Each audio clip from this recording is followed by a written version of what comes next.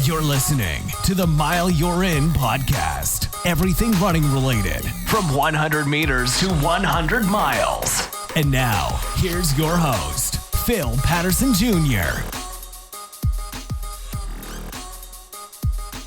What's going on, everybody? Welcome back to another episode of the Mile You're In podcast. Before we get started, as always, my Patreon supporters, I thank Becky from Miami, Francine from Pembroke Pines, and my third and newest supporter who wanted to remain anonymous but asked for the shout out to be given to Friendships. So if you got friends in your life that are supporting you, whatever it is you're wanting to do in life, be appreciative of that, cherish them, and make sure to give them thanks for everything that they do for your journey. And with that, the topic for this episode is learning from the past. One of the most important things we can do is learn from our mistakes. From previous experiences, moments where things didn't go as planned and we had to adapt to overcome. In sports and life, we're the most successful when we have a game plan, when we prepare for what's to come, when we plan for the expected and the unexpected. You should always have a backup plan for those in case of emergency moments, because life is unpredictable and more times than not, things will not go according to plan. On a recent 30-mile training run, I ran out of fluids at mile 11 and didn't get to refill until mile 17. Thankfully, I had learned from previous runs where this happened and looked over the route the night before. It allowed me to be aware of where opportunities would be, but I also had to be prepared for them to either be closed or for water fountains to be unavailable. Sure enough, the park I planned on stopping at didn't have a fountain and the gas station was closed. Being prepared for this, I was able to adjust my pace and effort to ensure I could make it. I was prepared to walk as long as I needed to. But even if I had not had a general idea of opportunities and locations to refill along the way, I would have been mentally prepared. I now have that strategic game plan and mindset to adjust in those situations based on previous experiences. I know my body's limits and how to ease up so that I can make it. If we want to get better at something, we have to learn what we did wrong the last time. Whether it's something you did or didn't do, something has to change the next time to put yourself in the situation to be ready for that in case it happens again. When you think about relationships, especially ones that end in divorce, you think about what went wrong. What could you have done differently? I know we tend to put the blame on the other person, but there's typically something or some things we could have done differently.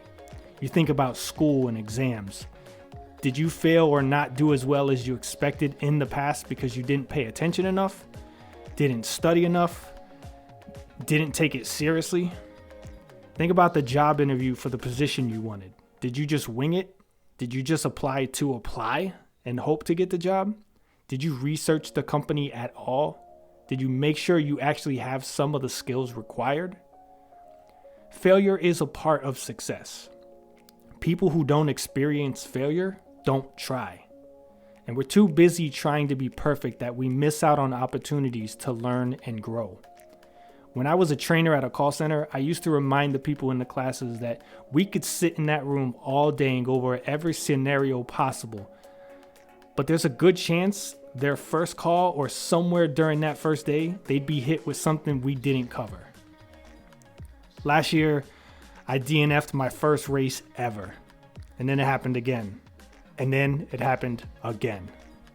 Although I have completed some shorter distance races since then, my whole focus has been on my 2 100-milers coming up. If I fail again, it won't be because of the mistakes I made last time. I studied everything about those races to realize where I went wrong. But I also noted what I did right and what went well. So make sure as you continue to work on yourself to get better at whatever it is in life, make sure you acknowledge and address the good and the bad. The good is your foundation that you can lean on and work on improving as well while you put the extra time and effort into correcting the wrong.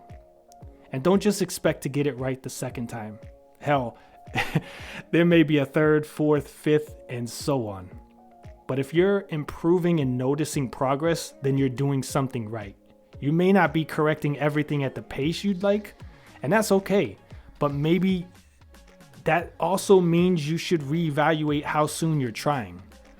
Some things should have more time in between them for you to heal and recover to bounce back properly. If you're working out in the gym and going for a max, a PR, and you fail, you might try again a little later or the next day.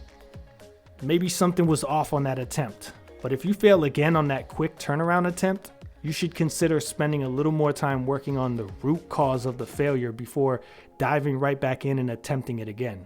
Because the last thing you want to do is chase something so much without being properly prepared, only to continue experiencing failure to eventually lead to long-term doubt and lack of confidence.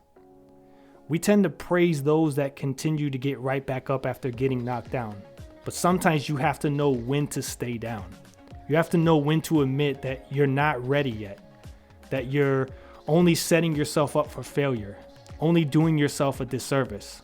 Whether it's pride, ego, overconfidence, whatever. Learn from the previous failures and attempts and know when to step back. As I've been studying for an exam to get my IT certification, I've felt the pressure to hurry up. It's taken longer than I expected, longer than I hoped. But every time I start rushing through the material, I stop myself and remember that this is how I've failed at every other exam for anything I've taken in the past. The arrogance that I know enough and will do fine with the knowledge I have is stupid and only setting myself up to fail. As a parent of a toddler, I've continued to get creative with my son, learning what works with him and what doesn't, how to get him to cooperate to make my life easier and help him learn from the situation as well. In the past, I'd let my anger and frustrations get the best of me.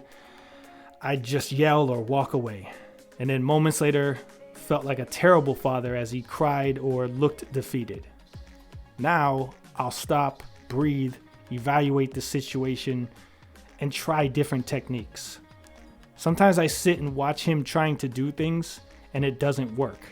Instead of getting frustrated and quitting, in his little innocent toddler voice, he says, "Let's try again." As a parent that understands failure and trying things a different way the next time, I wait to see if he'll get it or if he'll try it differently. Sometimes he does, sometimes he gives up, and sometimes he asks me for help. It's like the old saying about trying to hammer a square peg into a round hole. Sometimes we're so determined to do things a specific way when we're doing it wrong, but refuse to admit it.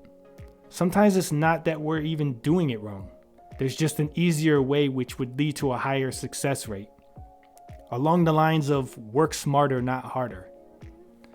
And we have to keep that in mind when doing something others are doing because we tend to fall into the trap of comparison. We all know that what works for some doesn't work for all. Over the years of racing, I've had so many runners give me tips and suggestions. Most of them I tried, but it just wasn't working for me. To succeed, you have to be open-minded and willing to try new things and different approaches. Picking the brain of successful people, especially in the area you're hoping to be successful in, is also wise.